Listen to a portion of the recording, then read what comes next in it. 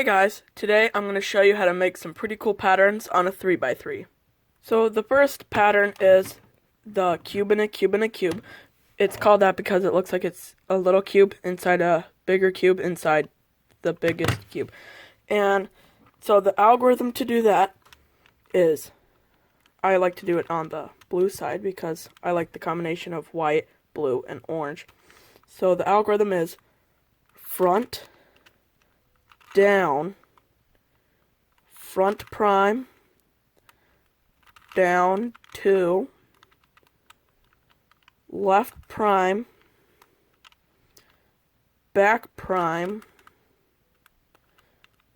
up, left, down, right, up, left prime, front prime, up, left, up 2. And so that is how you make the cube in a cube in a cube. The next one is kind of like the last one, except it's just the cube in a cube because it looks like it's just one cube inside the bigger cube. And it's on both sides. So the algorithm is, let's find the blue side, front, left, front, up prime, right, up, front 2, left 2, up prime, left prime, back, D prime, back prime, left 2, up 2, except, oh, it's not up 2, it's just up.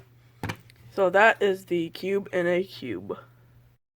The next one is called twisted peaks because it looks kind of like the corner or the peak is twisted. So the algorithm for that is front, back prime, up, front, up, left, back, left 2, back prime, up, front prime, left, up, left prime, back. And see, it's all twisted up. The next one is called the anaconda because it looks almost like a snake that's going through the whole cube and then just connecting. So I really like this one.